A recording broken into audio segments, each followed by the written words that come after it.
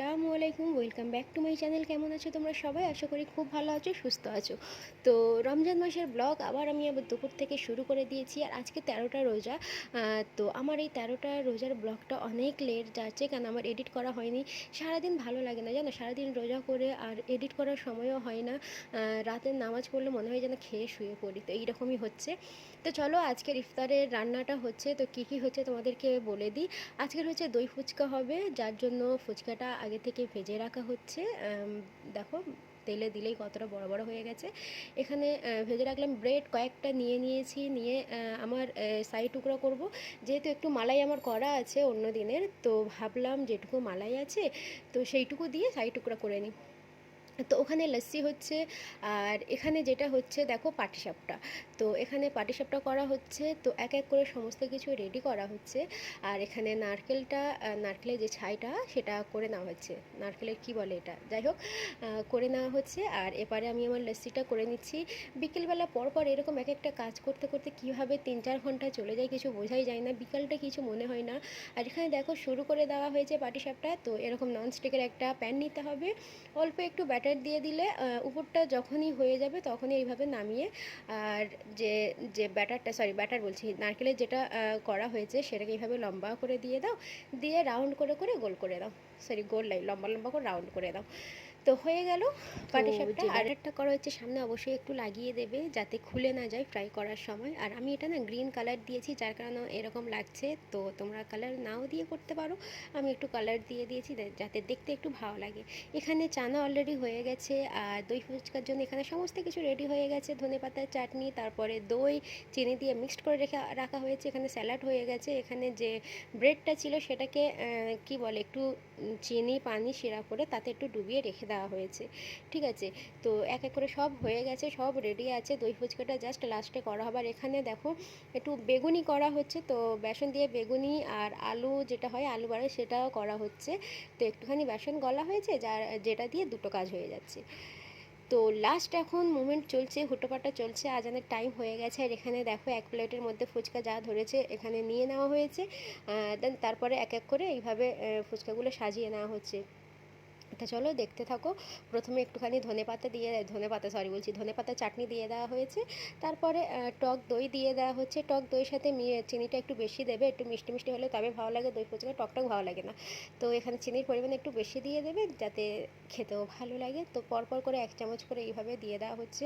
আর আজানের বাজে 10 মিনিট, আর ওই জন্য এখানে হুটোপাটা হচ্ছে। তারপর আমাদের মসজিদে ও ইফতার যায় 1 প্লেট করে, তো সেগুলো রেডি করা হচ্ছে তাড়াতাড়ি।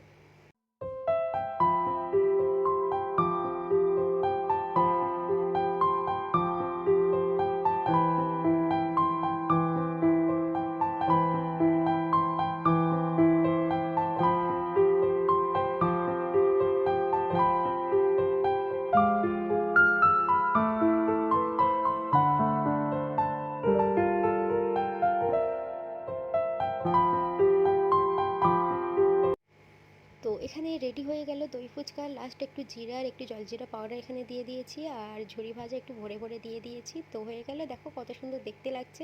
আর ইফতারের পর খেতেও আমার বেশ ভালো লাগে, তো মাঝে মাঝে এগুলো হলে খেতে ভালো লাগে। তো রেডি হয়ে গেছে, ডান দই ফুচকা। তো এখানে সাইড টুকরা যেটুকু মালাই ছিল এর মধ্যে দিয়ে দিয়েছি। তো এখানে ইফতার এক এক করে লাগিয়ে দেওয়া হয়েছে, তো সব এক এক করে বসে গেছে দেখো। তো আলহামদুলিল্লাহ আজকের রোজাটা বেশ ভালোভাবে কাটলো। তো 15টা রোজা হতে গেলে একটু কষ্ট বেশি হচ্ছে। তো এই এডিটটা পরে করছি তাই বলছি যে কষ্টটা এবার বেশি হচ্ছে। এখানে আমার মেয়ে এখানে বসে গেছে, আর তার সাথে বদমাইশি করছে তার চাচু।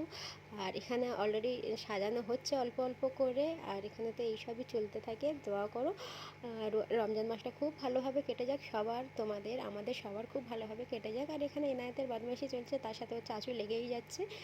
তো এই চলছে। তো চলো, ইফতারের টাইম হয়ে গেছে, এবার ইফতারটা করে নেওয়া হোক। আর তো নামাজ পড়ার পর উঠে একটু চা করছি। তো ইফতারের পরে সবাই চাটা একটু খায়, সঙ্গে সঙ্গে চাটা দিতে হয়। সারাদিন যেহেতু খায় না, যাদের চায়ের অভ্যাস থাকে তো তাদের এইরকমই হয়। আমাদের বাড়িতে চায়ের মোটামুটি সবার অভ্যাস আছে।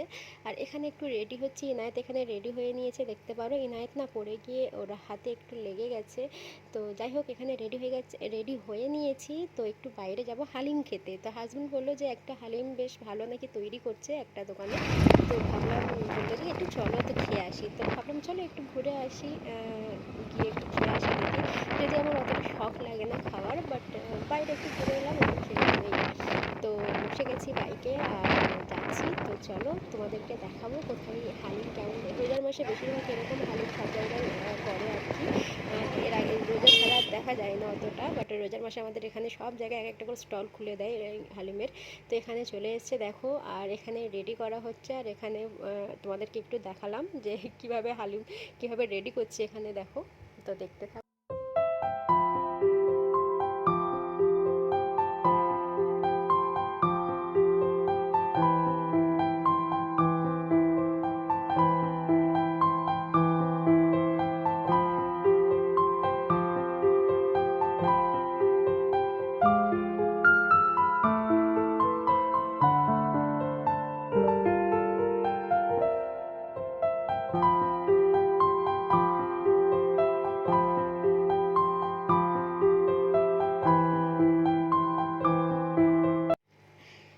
তো এই হচ্ছে হালিম, আর উপরে দেখো ফ্রাই অনিয়ন আর ধনেপাতা ভালো করে ভরে ভরে দিয়েছে। তো সত্যি কথা বলতে আমার অতটা ভালো লাগেনি, আমার হাজবেন্ডের খুব ভালো কি লাগে খেতে এগুলো। এসছো? কি খেতে এসছো? ভালো করে বলো। কি খেতে এসছো?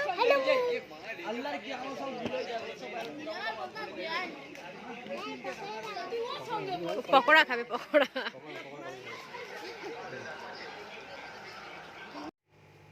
তো চলো, আমার এই ছোটো ভিডিওটা কেমন লাগে প্লিজ জানাবে। ব্লগটা আমি এখানে এন্ড করছি, দেখা হচ্ছে নেক্সট ভিডিও।